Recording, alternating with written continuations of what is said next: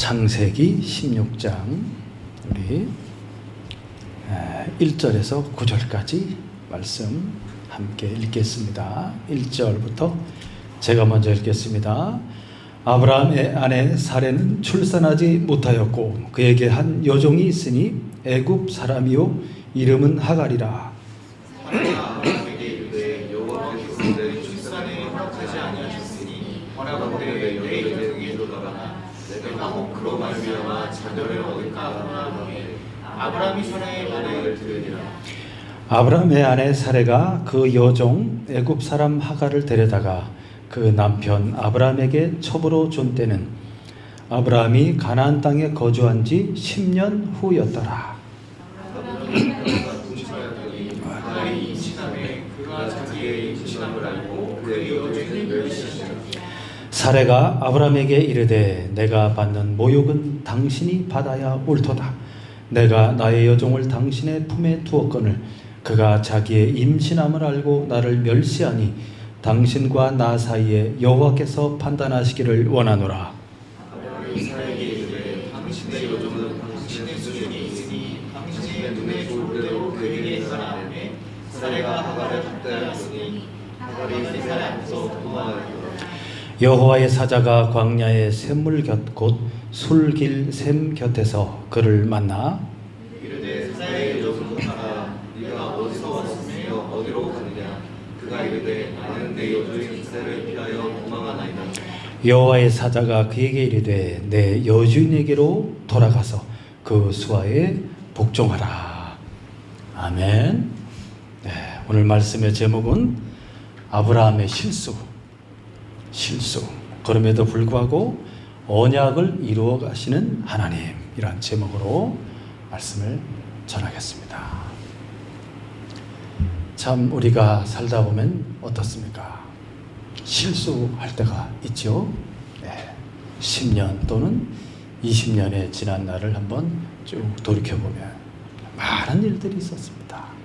그렇죠. 여러분에게도 아마 많은 일들이 있었을 겁니다.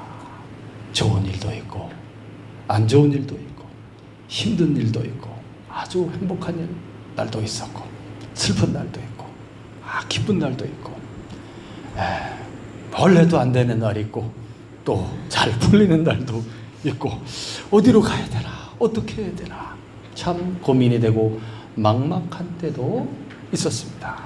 그런데 이 모든 것을 우리 하나님께서는 또 지켜보고 계시고 우리에게 가장 좋은 길로 인도하시기 위해 역사하고 있다는 겁니다. 여전히 하나님께서는 우리를 사랑해 주시고 우리가 참 못나고 우리가 참 부족하고 우리가 참 넘어지기도 하고 그렇게 쓰러져 있을 때에도 주님께서는 우리를 떠나지 않고 있다는 겁니다. 우리 곁에 가까이 계시고 힘을 주시면서 다시 일어나라고 이렇게 팔을 당겨주시고 용기를 북돋워 주시고 위로해 주시는 하나님인 것을 알 수 있습니다. 그래서 우리가 믿음을 가져야 됩니다. 모든 일을 믿음으로 행해야 되겠습니다. 아브라함은 어떻게 하다가 이렇게 실수를 저지르게 됐을까요? 참 하나님의 부르심을 따라서 이 아브라함이 저 멀리 갈대아 우르에서 저 멀리 이렇게 지도해 보시면 갈대아 우르에서부터 하나님의 부르심을 받았습니다. 하나님께서는 이 사람을 통해서 만민을 구원할 구원자 하나님의 아들 그리스도 예수를 이 사람의 후손으로 이 세상에 보내셔서 하나님이 인간이 되셔서 이 많은 사람들의 죄를 자기 한 몸에 짊어지고 죄인들을 대신하여 죽으심으로써 만민의 죄악을 사하시고 대속하셔서 그들을 구원하려고 하는 그 뜻을 갖고 계셨어요. 그래서 이 사람 아브라함을 선택한 것입니다. 이 갈대아 우르에서 이렇게 약속의 땅으로 가기까지 쭉 메소포타미아 지역의 유프라테스 강의 길을 따라서 쭉 올라가서 1000km 정도의 길을 따라서 올라갔죠. 하란에 머물게 됩니다. 아브라함이 출발하였던 그때는 아마도 60세 정도가 됐을 것으로 추정을 하고 있습니다. 그래서 하란에 이제 머무르게 됩니다. 10년 정도 머무르고 아버지가 돌아가시고 나서 다시 하란에서 하나님의 이제 언약의 말씀이 또 들려지게 됩니다. 그 말씀을 따라서 가나안 땅으로 이제 들어오게 되는 거죠. 650km를 쫙 내려오게 됩니다. 하란에서 하나님의 이제 명령과 언약을 들었을 때 아브라함 나이가 75세, 75세 되었을 때 아브라함이 이렇게 가나안 땅에 들어오게 되었습니다. 지금 우리가 말씀을 이렇게 읽어보았습니다. 자, 다시 한번 읽어보면 1절에 아브라함의 아내 사레는 출산하지 못하였고 그에게 한 여종이 있으니 애굽 사람이요 이름은 하갈이라. 출산하지 못하였다. 하나님께서 아브라함을 불러서 가나안이라는 곳으로 인도하셨고 그 땅을 아브라함에게 주시겠다고 약속해 주십니다. 그래서 아브라함이 이 땅에 이렇게 들어올 때 세겜이라는 곳에 들어오게 됩니다. 세겜. 지도를 한번 볼까요? 세겜이라는 곳에 들어와. 세겜에서도 하나님이 언약해 주십니다. 한 번 하나님이 말씀해 주시고 끝나는 것이 아니고 계속 때마다 찾아오셔서 나타나셔서 그 언약의 내용을 구체적으로 말씀해 줍니다. 세겜 그리고 베델에 와서도 하나님이 또 말씀해 줍니다. 그러면서 이제 쭉 내려와서 헤브론이라는 곳으로 오게 됩니다. 헤브론. 이렇게 쭉 오는 동안 이제 세월이 흘러가면서 많은 일을 겪게 됩니다. 그래서 이렇게 오는 동안 헤브론에서 이제 기근이 들면서 아브라함이 애굽으로 내려갔다 옵니다. 이집트에 갔다가 오는 그런 실수도 범하게 되죠. 애굽으로 내려갔다가 자기 아내를 누이 동생이라고 이렇게 함으로써 그 아내를 애굽의 왕 바로에게 빼앗기는 일이 있었죠.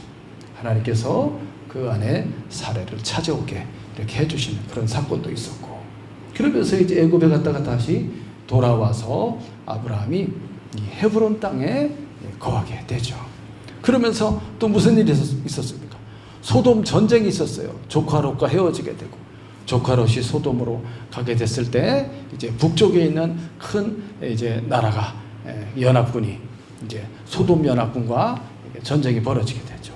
그래서 포로로 끌려간 자기 조카 롯을 또 찾아오는 그런 일도 있었고, 많은 일들 가운데 특별히 오늘 이제 아브라함의 아내 사레가 출산하지 못하고 있다는 것에 대해서 대단히 이제 사레가 많이 염려가 많았던 것 같습니다. 하나님께서는 이 아브라함에게 이제 네 몸에서 날짜가 네 아들이 될 것이다 이렇게 말씀해 주셨어요. 창세기 15장에 가면은 그때 아브라함의 나이가 한 80세쯤 됐습니다. 80세. 그러니까 75세에 와서 한 5년 이상 흘렀죠. 5년 이상 흘렀을 그때 하나님께서 또 아브라함에게 나타나서 이제 좀 더 구체적으로 너의 후손이 하늘의 별과 같이 많게 될 것이다 라는 약속과 함께 그 약속을 보증하기 위해서 하나님께서 이제 재물을 쪼개어서 놓게 하고 그 사이로 불타는 횃불이 나타나서 그 사이로 싹 지나가면서 이제 하나님의 언약이 확실하다는 것을 말씀해 줍니다. 네 몸에서 이제 날짜가 이제 네 이제 아들이 생기게 되고 그 후손이 많아지게 될 건데 그 후손이 나중에 이제 어떤 큰 나라에서 종살이를 하게 될 것이다. 하나님이 그들을 이 백성을 괴롭히는 그 나라를 징계하심으로써 이 아브라함의 후손들을 다시 이끌어내어서 약속의 땅으로 돌아오게 할 것이다. 400년 후에 400년 동안 괴롭힘을 당하다가 돌아오게 할 것이고, 바로 이 지역을 하나님이 저 북쪽에 유프라테스 강에서부터 남쪽에 이제 애굽의 강, 나일강까지 이 지역을 아브라함과 아브라함의 후손이 차지하게 될 것이다. 이런 약속을 주시는 거예요. 사실 아브라함이 75세 이 약속의 말씀을 들었지만 세월이 지나가면서 하나님이 구체적으로 나타나셔서 약속을 해 주실 때 아브라함은 어떤 생각을 갖고 있냐면, 사실은 하나님의 말씀을 듣고 언약을 받았지만 현실에 있어서 현실적으로는 그 약속에 대한 믿음을 갖고 있지만 실제 삶의 이 현실에서는 참 그 약속이 이루어지기까지 기다리는 것이 매우 힘들다는 거예요. 그렇지 않나요? 힘들어요, 사실은. 그 믿음으로 끝까지 기다리면서 하나님께서 지시하시고 방향을 주시는 대로 쫙 믿음으로 기다리며 걸어가는 길이 쉽지는 않은 길입니다. 그래서 아브라함은 차라리 하나님이 나는 너의 지극히 큰 상급이다 이렇게 말했을 때, 그렇게 말하면서 찾아오셨을 때 저에겐 자식이 없습니다. 차라리 저희 집에서 태어나서 지금까지 쭉 자라온 그 애들 중에 엘리에셀이라는 아이가 있는데 이 아이를 제 후계자로 저는 생각하고 있습니다. 이렇게 말할 정도였잖아요. 그때가 80세쯤 됐어요. 80세.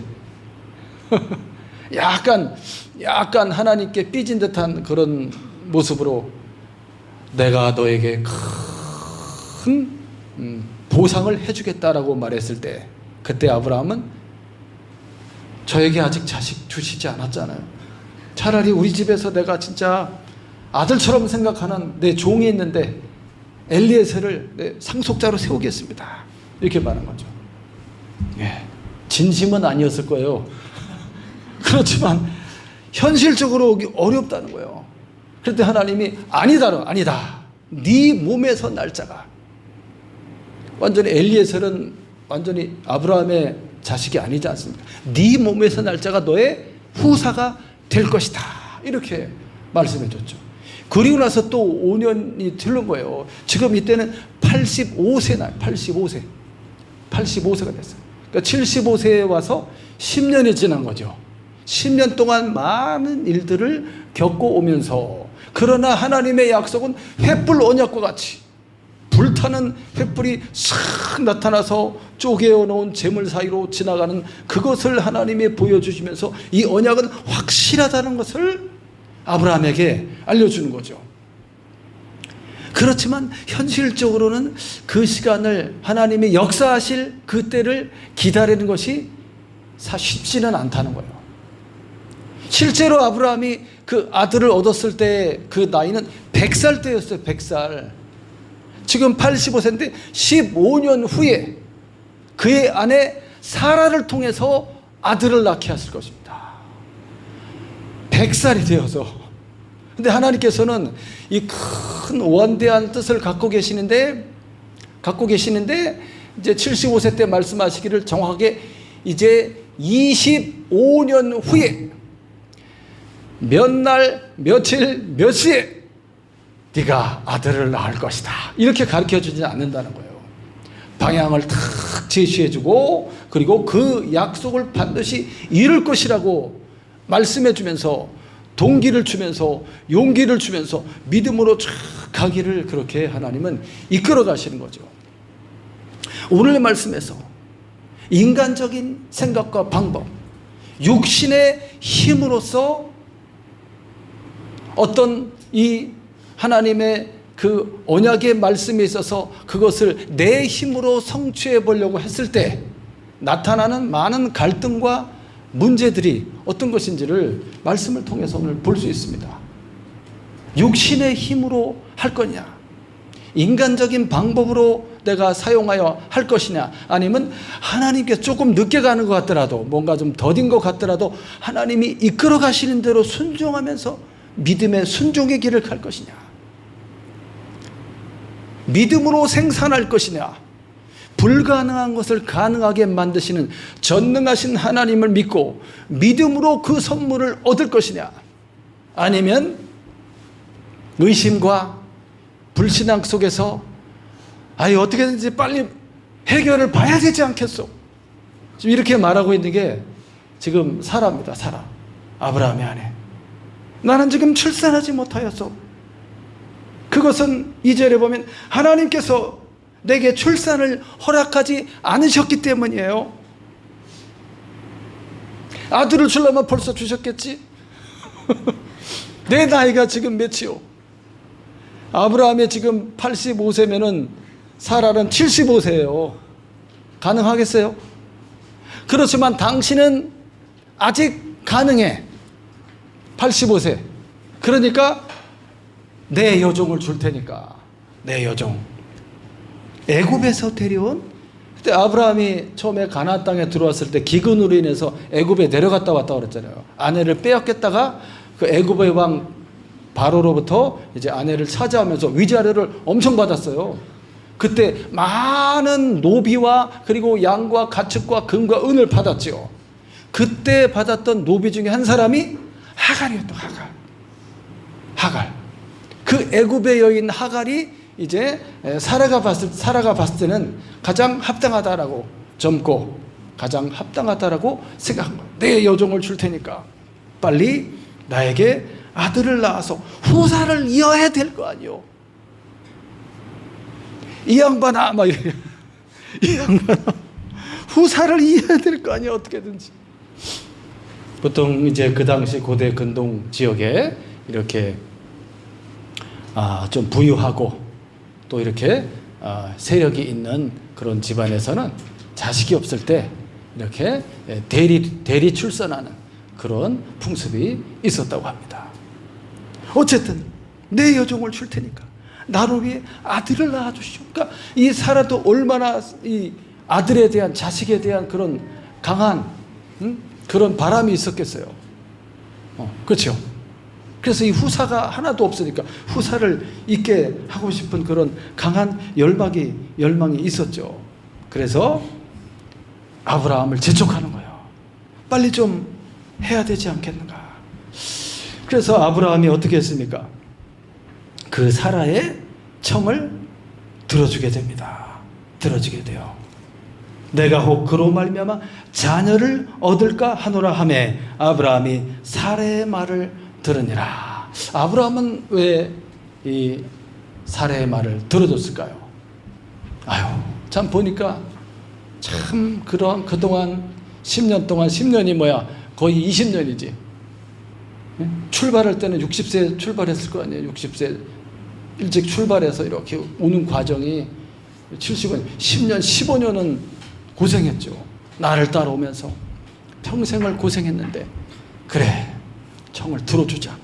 우리 사라를 좀, 아내를 위로해주고 가정의 평화도 좀, 자꾸 이것 때문에 불화가 일어나니까 가정의 평화를 좀 지키고 내 아내 사라를 위해서, 그래, 자식을 선물로 줘야 되겠다, 이런 생각을 혹시 했을지도 모르겠습니다. 자, 3절 말씀해 보니까 아브라함의 아내 사라가 그 여종 애굽 사람 하갈을 데려다가 그 남편 아브라함에게 첩으로 준 때는 아브라함이 가나안 땅에 거주한 지 10년 후였더라. 10년 후였더라. 예.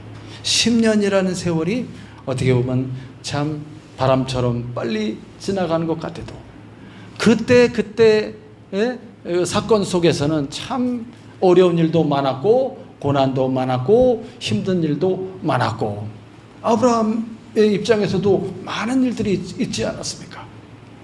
자, 그러한 가운데 하나님께서 약속해 주신 그 언약은 너무나도 확실한 것인데 그것을 실제로 나에게 다가오기까지 믿음으로 인내하며 기다리는 시간은 참 길게 느껴진다는 거죠. 길게 느껴져. 이야. 그 다음 말씀 또 보겠습니다. 4절 한번 읽어보겠습니다. 시작.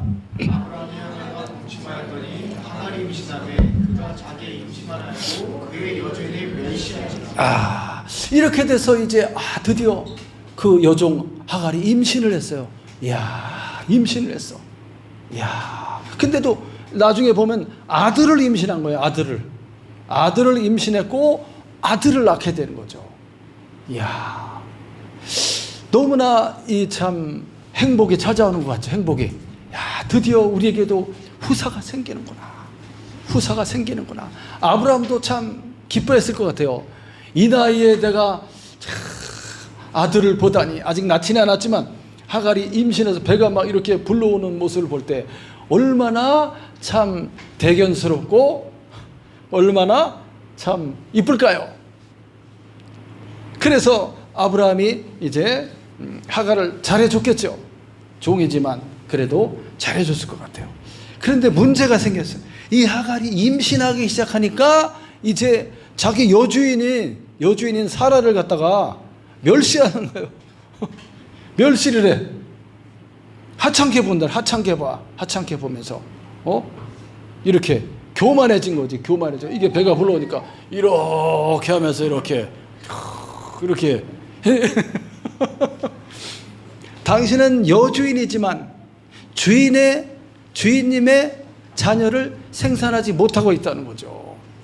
조롱하고 멸시하고 이렇게 하찮게 대우하는 거죠.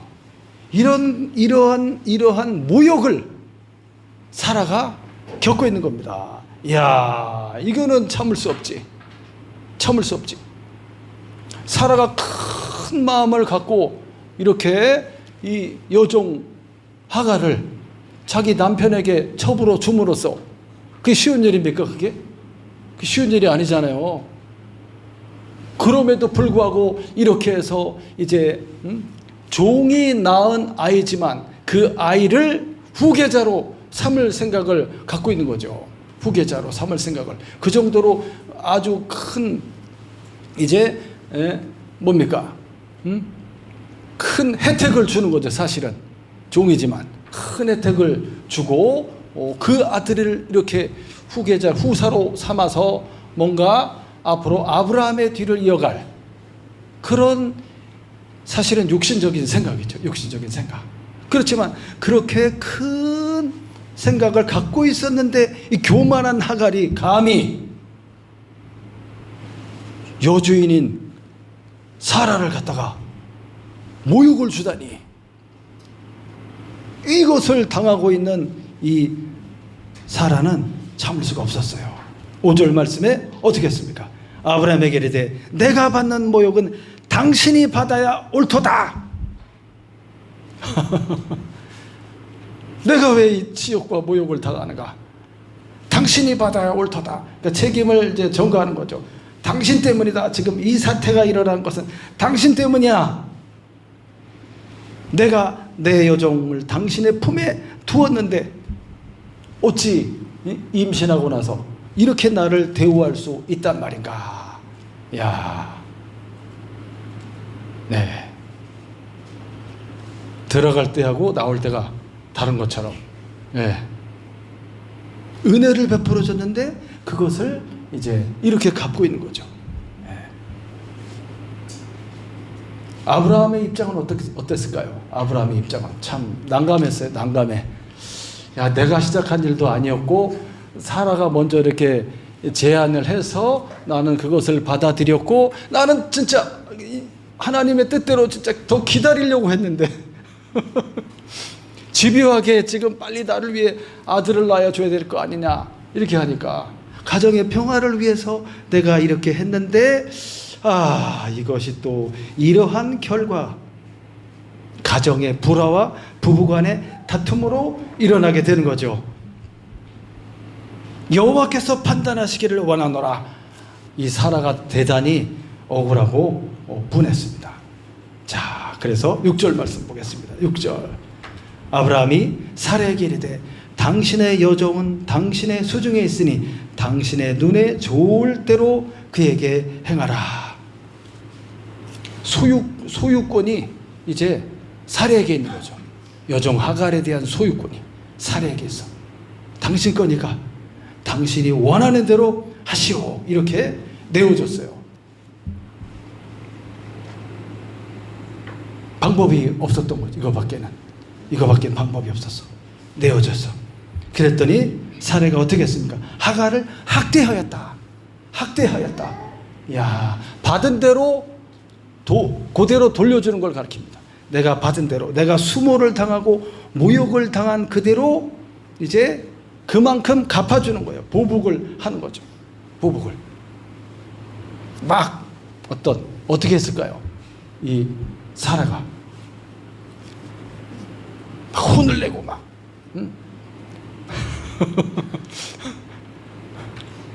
막 욕을 내고 속에 있는 이 참았던 것을 그냥 막 쏟아내고 밥도 안 주고 그랬을까요? 그래도 아기를 가진 여인인데 참을 수 없는 이 하갈이 사례 밑에서 도저히 참을 수 없는 상황이 된 거예요. 그래서 도망을 하게 됩니다. 하갈이 사례 앞에서 도망하였더라. 같이 살 수가 없는 거지. 같이 살 수가 없어. 믿음의 사람과 육신의 사람이 같이 연합하여 함께할 수 없다는 것을 또 보여줍니다. 이게 여기서 말씀. 로마서에 이제 사도 바울은 그렇게 해석을 합니다. 육신의 종에서 난 자식은 종이라는 거. 종. 여전히 종이에요. 주인에게서 난, 여주인에게서 난 자야지만이 주인의 아들이 되는 거죠. 그 상속권이 거기에 있습니다. 상속권이. 단 믿음으로 낳아야 되는 거예요. 믿음으로. 육신의 힘이 들어가서 낳는 것이 아니고 오직 믿음으로 낳아야 되는 거죠. 믿음으로. 믿음의 사람인 아브라함과 사레를 통해서 낳게 되는 이삭, 믿음의 아들.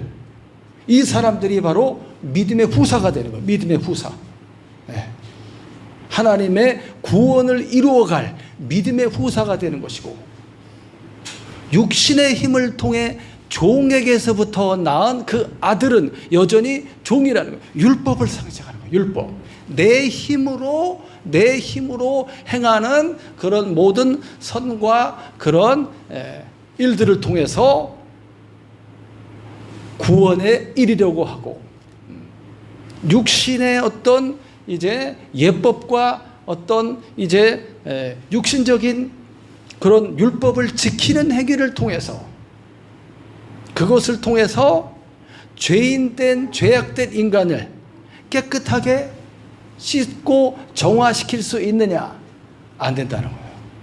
모든 사람이 죄 아래에 있고, 그래서 율법 아래 낳은 자식인 이제 나중에 하갈이 아들을 낳게 됩니다. 이스마엘이 나오게 돼요. 이스마엘. 뒤에 사건을 이제 이 아들을 낳고 나서 14년 후에 100살 되었을 때 아브라함이 믿음으로 아들을 낳게, 사라를 통해서 아들을 낳게 된 그 아들이 이삭이잖아. 이삭. 그 이삭이 이제 한 3살 정도 되었을 때 먼저 낳은 종의 자식인 이스마엘이 그 아들, 그 아브라함의 그 상속자인 이삭을 희롱하는 장면이 나와요. 결국은 완전히 쫓겨나게 됩니다. 하갈과 그 이스마엘이 아브라함의 집에서부터 이제 쫓겨나가요. 분리가 돼요. 분리. 그런 말씀이 있습니다. 하갈을 이제 학대함으로써 하갈이 사례 앞에서 도망하였어. 어디로 도망갔을까요? 지도를 한번 볼까요? 도망을 갔어요. 저 위에 헤브론에서부터 쫙 도망가서 브엘세바까지 40km 돼. 40km. 브엘세바에서 또 저 밑에 브엘라 헤로이. 살아계신 나의 하나님의 우물이라는 뜻입니다. 나를 지키시고 살아계신 하나님의 우물이라는 저 브엘라 헤로이까지 80km. 저기서부터 헤브론에서부터 저기까지 120km나 되는 거리를 임신한 여인이 하갈이 도망을 갑니다. 그 길은 광야로 가는 술길. 이쪽에 내려가면 샘이 있어요. 샘들이 있습니다. 그래서 이제 이쪽이 이제 네게브 사막이죠. 이 아래쪽이 유대를 지나서 아래쪽은 네게브 사막입니다. 그렇지만은 이제 양들을 치는 이 목자들이 우물을 파놓는 데가 있어요. 우물을. 그래서 그 사람은 살지 않지만 이제 양을 칠 때 지나가다가 이제 양들에게 물을 먹게 하죠. 120km나 되는 긴 거리를 어떻게 이렇게 멀리 도망갔을까? 멀리. 임신한 여인이. 야, 그만큼 사라한테 받은 그 학대가 그 마음고생과 어떤 정신적인 그런 어떤 압박과 그 다음에 육체적인 어떤 힘든 일이 있었던 거죠. 내가 다시는 돌아오지 않을 거야 하는 그런 강한 의지가 보이죠. 빨리 여기 사막이 죽을 수 있어요. 도망간 거예요. 혼자 어떻게 도망갔을까요? 그냥 막 짐 싸들고 막 뛰어갔을까요?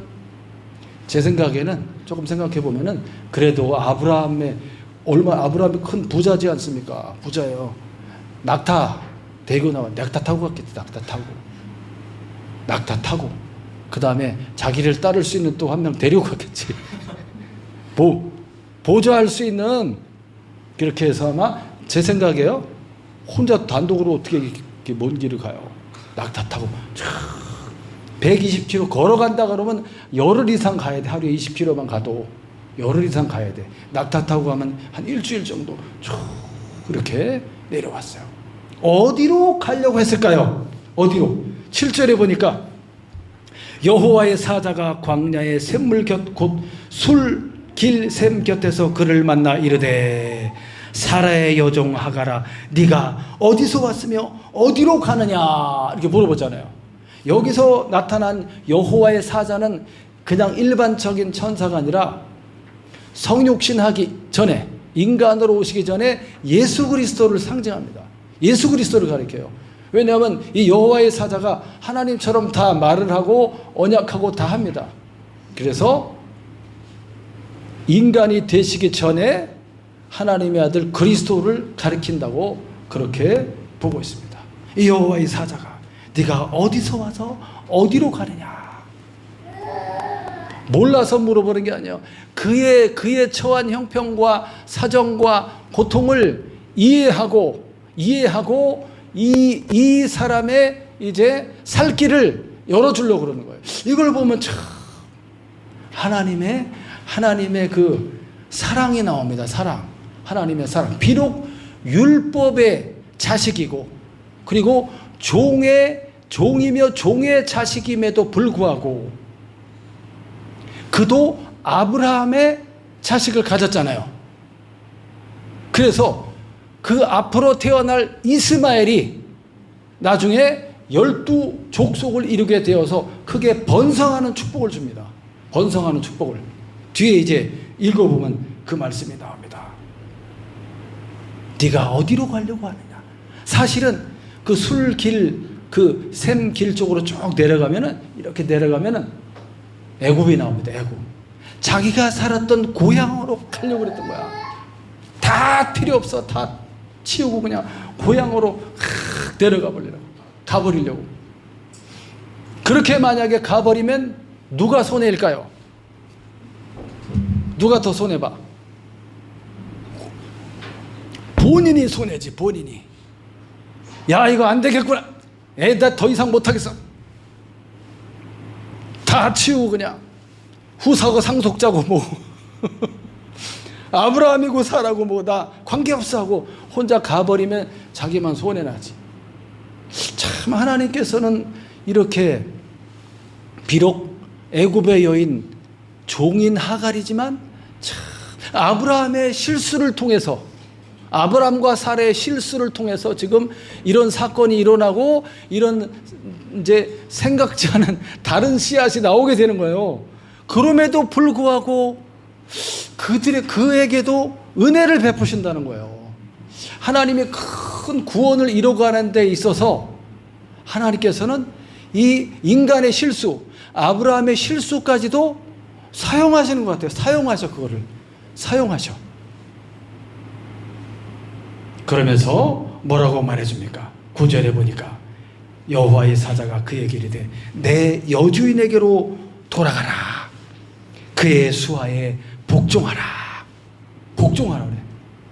다 교만을 내려놓고 겸손하게 가서 제가 잘못했습니다 하고 어떻게 하라고? 싹싹 빌어라. 싹싹 빌어. 가서 내가 다 잘못했습니다. 거기에 들어가서 복종해라.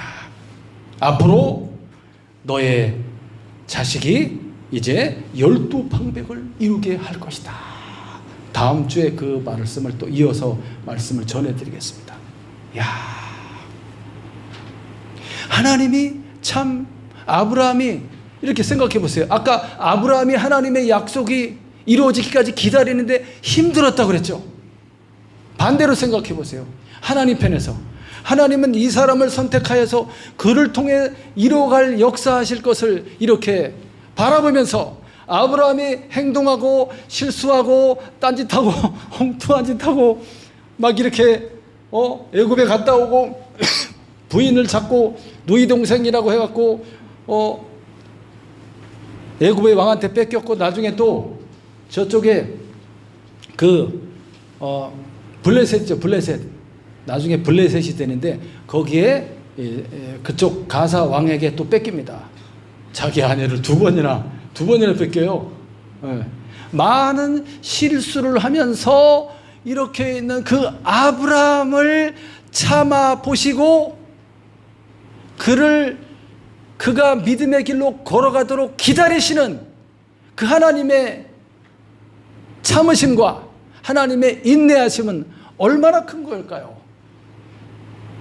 반대로 한번 생각해 보세요. 와, 하나님은 얼마나 답답하실까?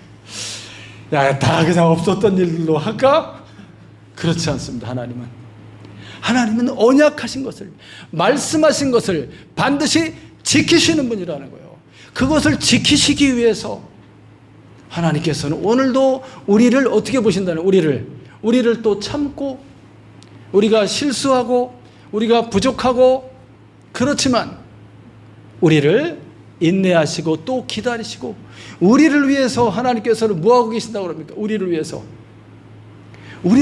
기도하고 있다는 거예요. 성령님께서도 말할 수 없는 탄식으로 기도하고, 우리 주 예수님도 우리를 위해서 기도하고 있다고 그래요.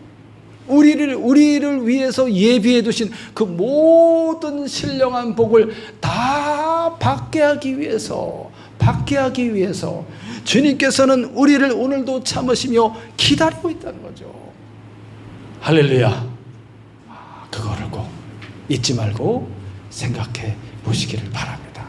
한번 우리들의 인생을 한번 돌이켜보면서 지나온 날들을 한번 생각해 보면서 나에게 어떤 일이 있었던 것인가 한번 생각해 보시면서 하나님과의 관계 속에서 하나님의 뜻이 오늘날까지 이루어지기까지 하나님께서 어떻게 역사하셨고 나는 어떻게 행동해 왔었는지를 한번 돌이켜보면서 오늘 겸손하게 다시 한번 주님 앞에 겸손하게 엎드리고 주님의 뜻이 우리를 통하여 더 찬란하고 영광스럽게 이루어져 가도록 다시 믿음의 길을 우리가 또 한번 결단하고 출발하는 그런 시간이 되시기를 예수님의 이름으로 축원합니다. 기도하겠습니다.